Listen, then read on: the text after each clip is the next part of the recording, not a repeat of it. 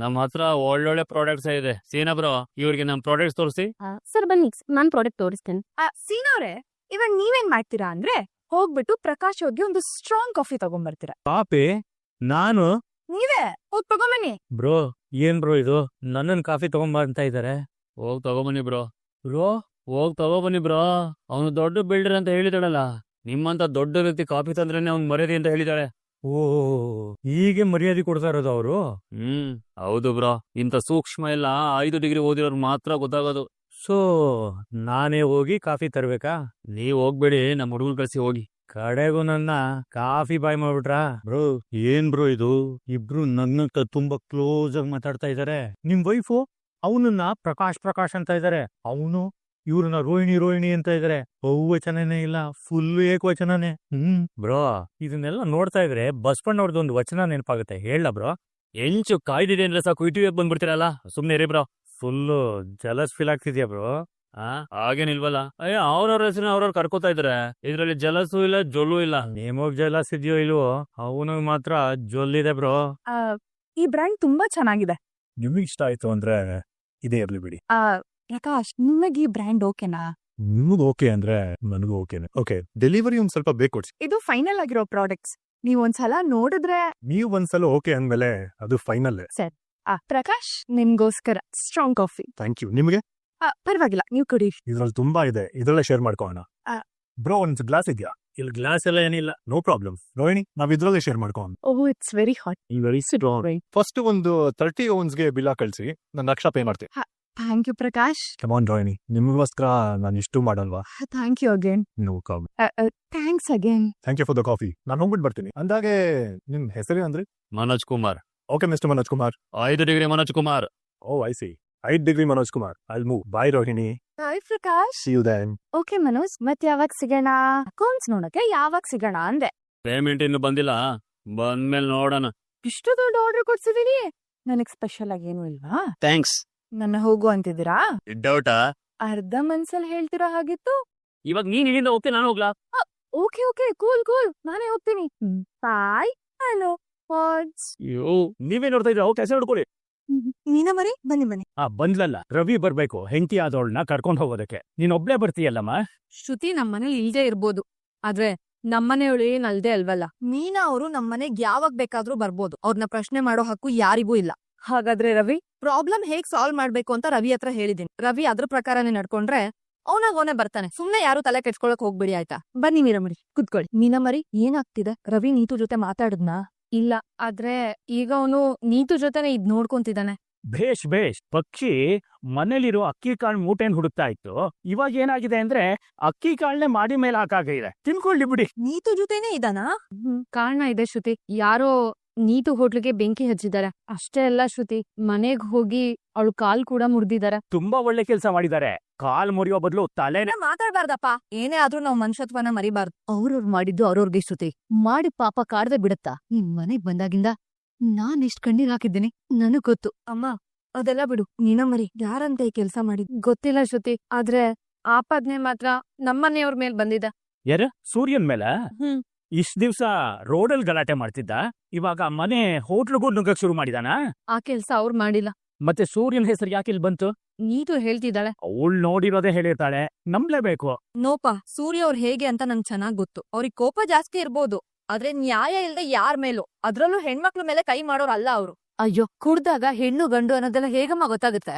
ಕುಡ್ದೇ ಗಲಾಟಿ ಮಾಡಿದ್ರು ಆ ಗಲಾಟಿನ ನಾನೇ ಮಾಡ್ದೆ ಅಂತ ಸತ್ಯ ಒಪ್ಕೊಳ್ಳೋ ಧೈರ್ಯ ನಮ್ಮನೆಯವ್ರಿಗಿದೆ ಆಂಟಿ. ಸುಳ್ಳು ಹೇಳ್ಕೊಂಡು ಸತ್ಯನ ಮುಚ್ಚಿಟ್ಕೊಂಡು ಓಡಾಡೋ ಅಂತ ವ್ಯಕ್ತಿ ಅವರಲ್ಲ. ಹೋಟ್ಲುಗೋಗಿ ರವಿ ಶ್ರುತಿ ವಿಷಯಕ್ಕೆ ಬರ್ಬೇಡ ಅಂತ ಅವಳಿಗೆ ಹೆದರ್ಸಿರೋದ್ ನಿಜನೇ, ಆದ್ರೆ ಇಂತ ನೀಚ್ ಕೆಲ್ಸ ಎಲ್ಲ ಅವ್ರು ಮಾಡಿಲ್ಲ.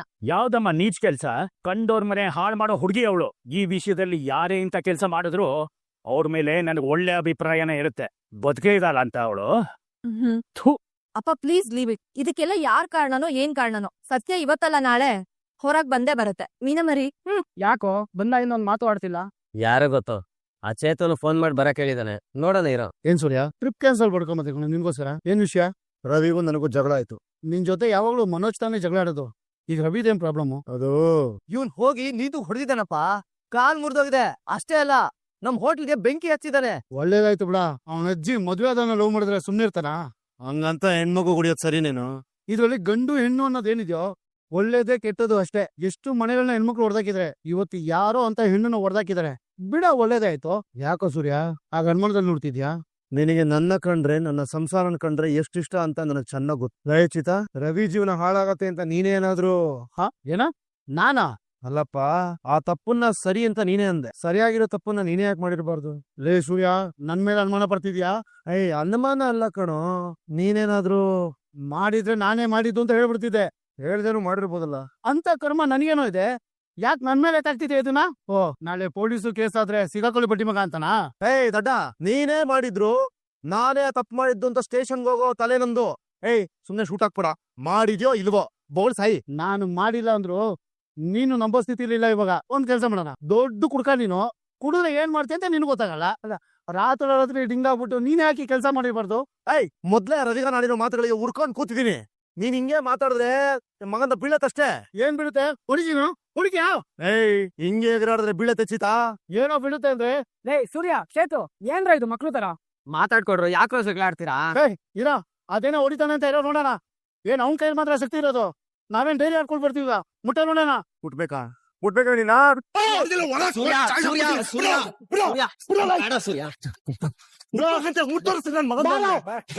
ನೀನ್ ಕರ್ದೆ ಅಂತ ಟ್ರಿಪ್ ಕ್ಯಾನ್ಸಲ್ ಮಾಡ್ಕೊಂಡ್ ಬಂದಲ್ಲ, ನಾನು ಬುದ್ಧಿ ಇಲ್ಲ. ಬುದ್ಧಿ ಇದೆಯೋ ಇಲ್ವೋ, ಮಾಡಿದ್ಯಾ ಇಲ್ವಾ ಅಷ್ಟೇ. ಬೊಗಳು ಸಾಯ್ಬೇಕು ಇರೋದೊಂದು. ಇವಾಗ ಹೋಯ್ತಾರೋ, ಇನ್ ಯಾವತ್ತು ನಿನ್ ಮಕ್ಕ ತೋರ್ಸ್ಬೇಡ. ಹೋಯ್ತಾರೋ ತೋರ್ಸಲ್ವಾ? ಸತ್ರ ತೋರ್ಸಲ್ಲ. ಹೋಗಲೇ ಆಗಲ್ಲ. ಚೇತು, ಚೇತು, ಅಣ್ಣ ಲೆಕ್ಕ ಮಾಡಿದೀನಿ, ಪೇಮೆಂಟ್ ಆಗ್ಬೇಕು. ಇವತ್ತಿಂದು ಸೇರಿ 970 ರೂಪಾಯಿ ಅಣ್ಣ. ಸರಿ ಅಣ್ಣಾಯ್ತು. ಹಂಗ ಏನಾಯ್ತಣ್ಣ? ಯಾರಮ್ಮ ನಿಮ್ಗೆ ಗೊತ್ತಾ? ನನ್ ತಂಗಿ ಅತ್ತೆ ಇವ್ರು. ಅಯ್ಯೋ, ಹೋಗ್ಬಿಟ್ಟಿದಾರಲ್ಲಮ್ಮ. ಮೇಡಮ್ ಇನ್ನೊಂದ್ಸಲ ಚೆಕ್ ಮಾಡಿ. ಚಾನ್ಸ್ ಇಲ್ಲ ನೋಡಿ. ನಮ್ಮ ಮೇಡಮ್ ಸ್ಪಾಟ್ ಔಟ್ ಆಗಿದ್ದಾರೆ. ಹೇಳ್ಮೇನಾ? ಏನೈತೆ? ಯಾಕೆ ಹೇಳ್ತಾ ಇದ್ಯಾ? ಆಕ್ಸಿಡೆಂಟ್ ಆಗೋಯ್ತು. ಆಕ್ಸಿಡೆಂಟಾ? ಯಾರಿಗೆ? ನಿನ್ಗ? ಎಲ್ಲಿದ್ಯಾ? ನನ್ಗಲ್ಲ, ಚೇತನ ಒಬ್ರಿಗೆ ಖುದ್ ಬಿಟ್ಟಿದ್ದಾರೆ. ಅವ್ರ ಸ್ಪಾಟ್ ಅಂತ ಆಗ್ಬಿಟ್ಟಿದ್ದಾರೆ. ಏನೇ ಹೇಳ್ತಾ ಇದ್ಯಾ? ಸತ್ತೋದ್ರೇನೆ? ಸತ್ತೇ ಹೋದ್ರು. ಎಲ್ರು ಚೇತನ ಹೊಡಿತಿದ್ದಾರೆ. ಹೊಡಿತಾ ಇದಾರ? ಎಲ್ಲೇ?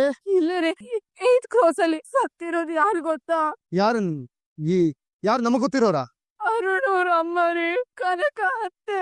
ಏನೇ ಇದು ಕಿಷ್ಟು? ನೀನ್ ಹೇಳ್ತಾ ಇರೋದ್ರ ನಿಜಾನೇನೆ? ನೋಡಿ, ಅವ್ರು ಬದುಕಿದ್ರೆ ಆಸ್ಪತ್ರೆ ಕರ್ಕೊಂಡೋಗಿ ಸೇರ್ಸೆ. ಇಲ್ಲ ರೀ, ಇಲ್ಲೊಬ್ರು ನರ್ಸ್ ಬಂದ್ರು, ಕನ್ಫರ್ಮ್ ಮಾಡಿದ್ರು. ಏನೇ ಮೀನಾ? ಅಯ್ಯೋ ಮೀನಾ, ಕನ್ಕನ್ ಹೇಳ್ತೇನೆ ನೀನು? ಇನ್ನು ಸೀಲ ಹೇಳೆ. ನಾನು ಈಗ್ಲೇ ಅಲ್ಲಿಗೆ ಬರ್ತೀನಿ. ಏನಾಯ್ತಾ ಸೂರ್ಯ?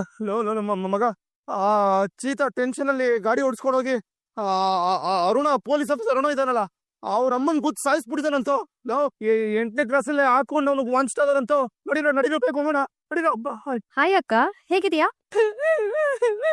ಅಕ್ಕ ಏನಾಯ್ತು? ಯಾಕೆ ಅಳ್ತಿದ್ಯಾ? ಕನ್ಕ, ಸಮಾಧಾನ ಮಾಡ್ಕೊ. ಅರುಣ್ ಎಲ್ಲಿ? ಅವ್ರು ಹೊರಗ್ ಹೋಗಿದಾರೆ. ಅಕ್ಕ, ನನ್ ಭಯ ಆಗ್ತದೆ ಕಣೆ. ಏನಾಯ್ತು? ನಿಮ್ಮತ್ತೆ ಹೋಗ್ಬಿಟ್ರು ಕನ್ಕ. ಅಕ್ಕ ಏನ್ ಹೇಳ್ತಿದೀಯ?